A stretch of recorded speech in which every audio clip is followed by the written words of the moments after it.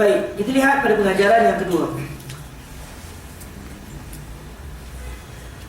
Hasad yang dibenarkan dalam hadis ini bukanlah bermaksud hasad yang bermaksud dengki, yang membawa kepada harapan agar nikmat yang dikurniakan kepada orang lain akan hilang dan binasa. Okey? Nabi kata la hasada illa fi isnatain. Tidak boleh berhasad, dengki, melainkan hanya pada dua benda. Hasad yang dimaksudkan dalam hadis ini bukanlah dengan maksud hasad dari sudut bahasa.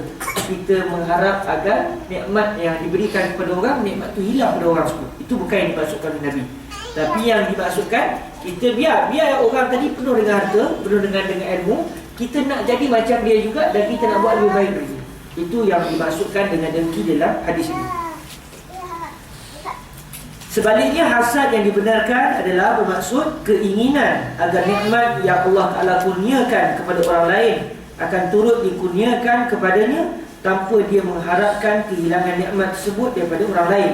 Ini bermakna ada sikap ingin berlumba-lumba dalam melakukan kebaikan demi bersaing untuk mendapatkan keredaan Allah Ta'ala. Okay? Ada di kalangan hamba Allah ni, dia berusaha untuk memikirkan pelbagai taktik untuk mencari keredaan Allah. Kadang-kadang orang dia fikir macam-macam teknik dan taktik untuk dia cari habuan dunia. Tapi di kalangan hamba Allah, ada orang yang dia fikir macam mana dia nak tambah dia punya pahala dia, dengan harapan moga-moga Allah rahmati dia dan kesian belas kepada dia di akhirat kelak. Contoh semalam dalam majlis besar dengan Fadilatul Syekh Yusuf Al-Kanadi, Syekh Yusuf Al-Kanadi Al-Bakhur Al-Hasani, mantan Mufti Kanada. Beliau asal orang Lubnan. Syekh Yusuf itu berkami satu kisah. Dia seorang sahabat Nabi tu dalam perang Badar. Masa tengah nak perang tu, jadi masing-masing pakat buat soft, beratur lah, kita kata berbaris. Jadi dia ni ke depan sikit daripada soft. Dia Nabi cocok dia sikit. Bukan pukul. Nabi tolak sikit dia dengan kayu. Belakang sikit. Nabi sentuh perut dia dengan kayu. Ke belakang sikit kamu. Tak nampak lurus dia punya barisan tersebut. Dia kata kepada Nabi, wahai Nabi Allah, saya mesti mengambil kisos dari kamu. Dia nak pergi perang tu, dalam perang Badar. Dia kata saya meminta kisos daripada kamu ya Rasulullah. Kamu pukul saya dengan kayu. Saya nak kisos perut kamu. Padahal Nabi bukan pukul pun, Nabi tolak bukan buat apa pun. Nabi tolak itu supaya dia bukan tajam. Nabi kata tak apalah kalau itu. Kisos Nabi pun buka baju Nabi dan menampakkan perut Nabi kepada para sahabat tadi, dengan kerelaan Nabi untuk dipukul kembali dengan kayu tersebut. Kisos lah. Jadi para sahabat tadi dia mengambil peluang untuk mencari kebaikan. Taktik dia, saya minta kisos ya Rasulullah. Dia bukan nak minta kisos, dia nak buat apa? Dia nak cium perut Nabi. Akhirnya dia luru ke Nabi dan dia cium perut Nabi SAW. Nabi kata, kenapa ni? Awak kata nak buat kisos style lain. Nabi tak kata lah begitu, tapi saya rasanya itulah, kenapa ni kan? Tadi kata tak kisos, dia tiba lain.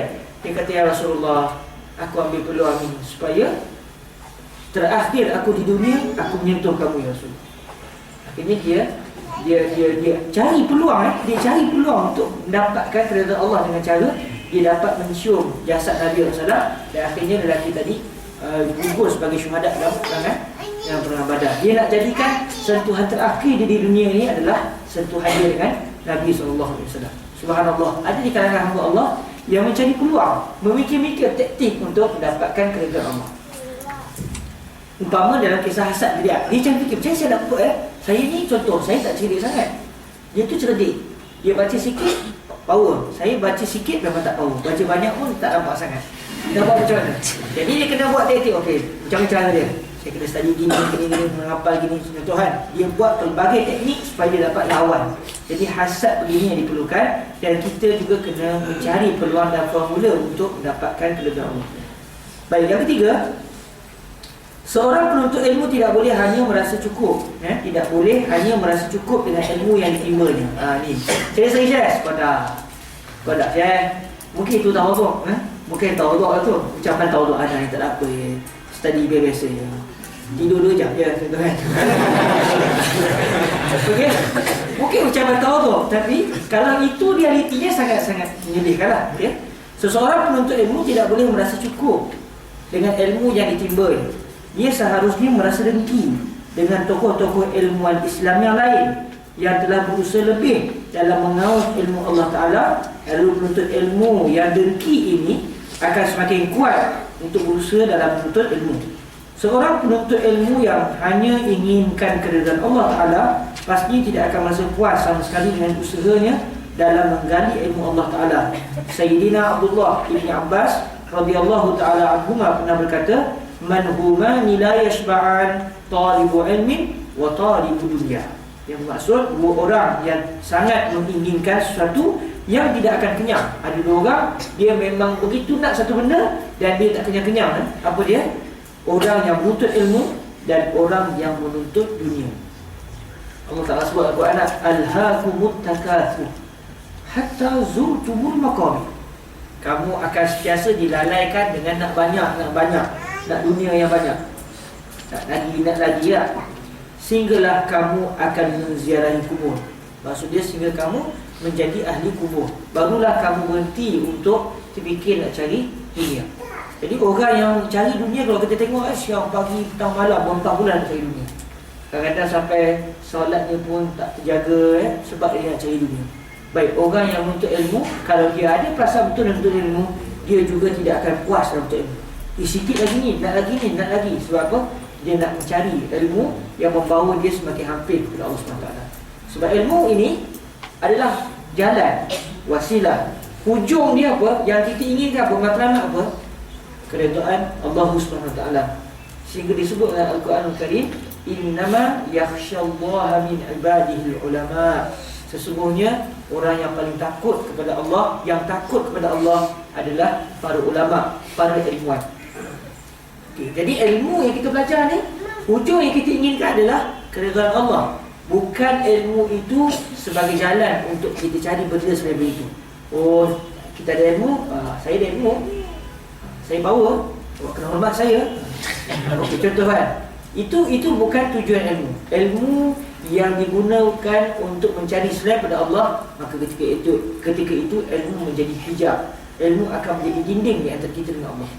Sepatutnya ilmu itu pemudah cara untuk kita semakin hampir kepada Allah. Tapi kalau ilmu itu tidak membawa kepada Allah, maka ketika itu ilmu itulah yang akan menjauhkan dia daripada Allah Subhanahu Wa Taala.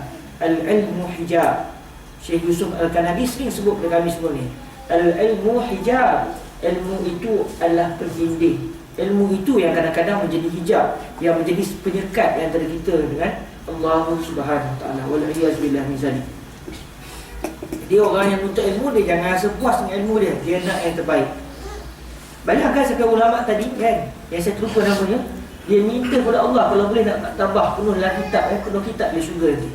Dan Allah tu maha pemurah, dia dikurniakan maktabah besar di syurga nanti. InsyaAllah kita kalau rezeki untuk syurga nanti, kita pergi ziarah Syekh tadi dan kita baca buku sekali dengan dia. Ya. Yang keempat, kalam Rasulullah SAW yang berbunyi, fasullita ala halakatihi fil haq, yang bermaksud lalu hartanya dikalahkan dan dihabiskan pada kebenaran. Okey, saya ketika nak menterjemahkan kalimah ni, saya tak menjumpai bahasa yang tepat. Okey, fasullita ala halakatihi, maka harta dia itu, dia sulit ni kita kata apa, macam kita kata ditawan. Harta itu ditawan, lantas dikalahkan, dihancurkan pada kebenaran. Tapi maksud yang saya hampir dekat adalah kita katakan hartanya dikalahkan dan dihabiskan pada kebenaran. Maksud dia berlawan dengan harta ni. Nafsu nak minta, janganlah. Dia kata tak, harta kena guna untuk pada kebaikan. Dia berlawan sampai harta itu kalah dalam peperangan tersebut. Nabi guna ucapan yang sangat berani. Harta itu dikalahkan. Berlaku satu perlawanan di antara pemilik harta dan harta sendiri. Nafsu dia minta, jangan, ni harta ni untuk kita buat bagi orang lain. Tapi dia sendiri lawan, tak, harta ni adalah daripada Allah dan untuk Allah. Daripada Allah kepada Allah.